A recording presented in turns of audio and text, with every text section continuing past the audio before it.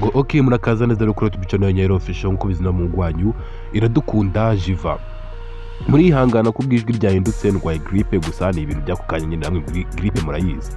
Uyu munsi rero nje kubabwira ko Moriox Kids cyangwa se babana bacu dukunda cyane dukoza ku mutima batashye mu gutaha rero bakiriwe n'abantu benshi cyane by'umwihariko mu bantu babakiriye nanjye nari mari byari byiza cyane nahuriye nabo Kagugu ndanabasuhuza ntabwo nabashije kuba nafata video ngo mbibereke gusa narabasuhuje ubwo nari ndi kujya kuri City Vision niho twahuriye kuri City Vision rero ntabwo ari byo byari binjyanye byo gurana ba Moriox Kids ni byinshi bari bitujyanye nka team nini cyane yitsinde nyine ry'abanyeshuri twa tugiye turi abanyeshuri barenga 20 urumva ko twari team nini cyane kandi ndende nyine ifite intego.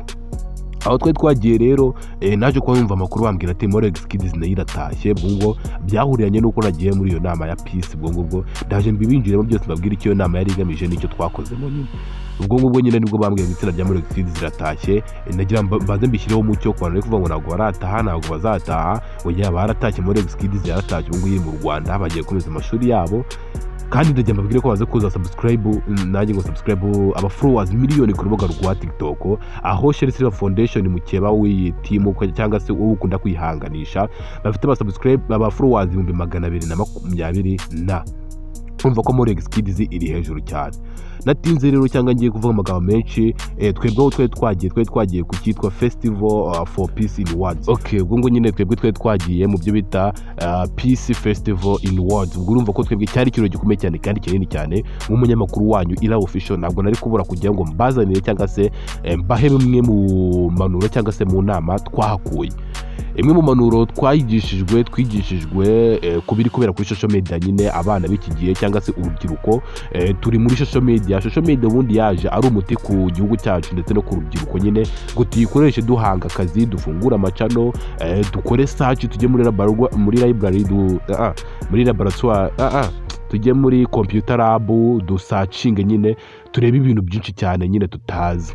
Ubwo ngubwo rero bamwe mu bana cyangwa se bimwe mu rubyiruko dukoresha internet nabi tureba ama video mabi y'urukozasoni dukoresha dutukana nyine ibyo barabeje kudusobanura cyane kuri ageless ngo yari hari nyine batubwiye ukuntu urubyiruko rwo gukoresha internet nabi cyane bagarutse no kukiri ikintu bita drug abuse cyangwa se gukoresha ibiyobyabwenge urubyiruko rwihati ibiyobyabwenge urumogi ndetse n'ibindi bitera mu nshinge urumva nabyo baje kuba batubwira ati tubireke ibyo bintu ntabwo ari byiza kandi koko nk'umwana w'umunyarwanda wifuza kugera ku nzozi nziza ndakeka muri kureba ngo imbere intore z'abanyarwanda abana b'abanyarwanda urubyiruko rufite imbaraga zo kubyina ugasanga umuntu ageze mu myaka 20 nta nubwo yabasha no guhagarara ngo aterure itafari ugasanga kubera ibiyobyabwenge amaso yarahiye nyine nibyo bagiye batubwira aho baje kuba bagaruka ku kintu cya gatatu ubwo ngo tubaze kuvuga ibiyobyabwenge social media ndetse no guhakana jenoside yakorewe abatutsi ugasanga umwana arifasha ari kugenda ahakana kuvuga ati jenoside ntabwo yabayeho ibyo ni bimwe mu bitatu baje kuba batwigisha by'ingenzi kandi bikomeye cyane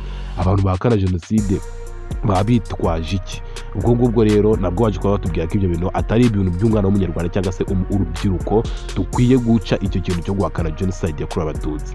Ubwo rero ni byinshi ngiye kubivuga sinabirangiza twaje kuba tuganira n'abazungu bavuye muri Philippines byari ibintu byiza cyane nyine ndakeka namwe mwihereye ijisho twagezeho tunajya no kurya tuyarura nyine nk'abantu bakuru kandi tunyize nyine twari urubyiruko byari byiza cyane wabivuga niyabirangiza wowe icyo ngusaba na kintu ko subscribe kuri YouTube channel ya official reka none mbasigiremo video musigare mureba uko byari byifashe ndabakunda cyane niba muhungu wanjye dukunda Jeva kugira uko subscribe ciao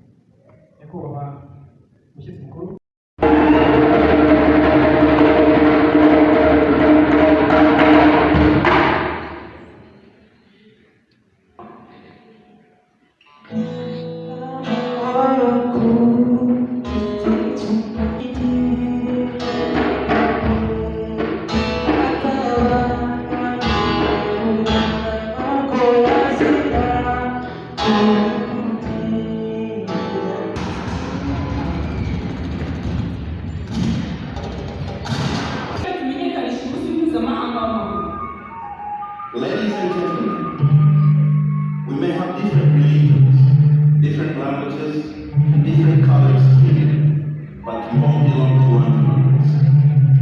As Kofi Annan once reminded us, without development, to eliminate war, mankind must put end to the war, or war will put end to mankind. This is not a perfect state we suddenly achieve. It is a process, a way of solving problems through dialogue and cooperation. Mother Teresa of Calcutta reminded us the simplicity of peace. Peace begins with a smile. Even the smallest acts of kindness can grow into harmony that binds communities. When none of it feels so wrong. Now I'm calling on your name to cover all this shit. Just your voice often. Come and calm this heartache. God, I need peace. Not to cut the world believes. Just your voice soft and deep. Washing over every fear. God, I need peace from this war that's inside me. You don't leave me in the fight. You just lead me through the light. God, I need peace, not perfection, just relief. You're the reason I still sing, even when I'm suffering. God, I need peace, not to cut the world.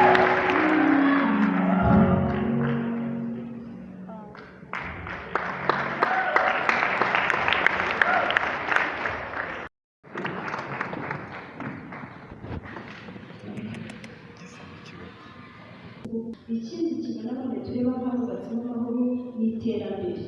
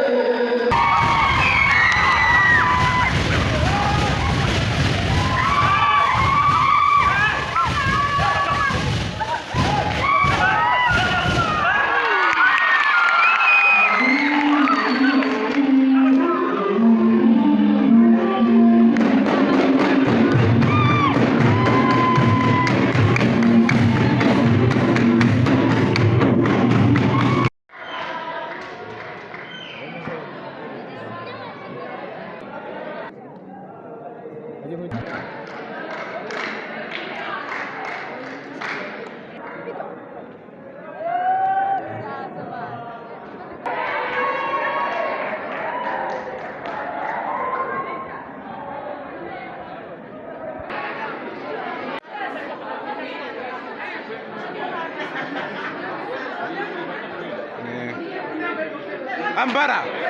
Ambara. Yeah.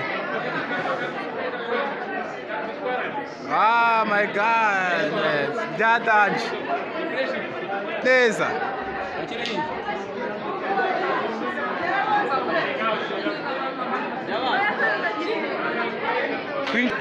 Hello. Thank you.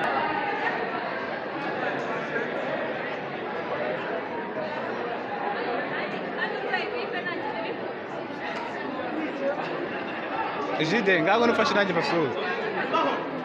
May you help me? Help me. Take a video? Yes, I'm going to talk with your friend.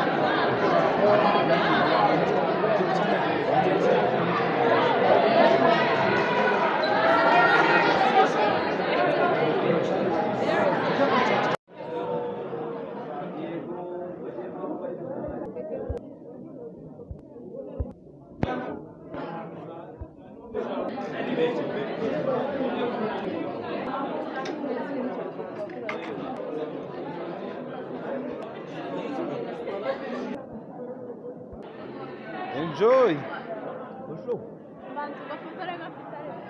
Agafoto. Izi zose nakoze ni video.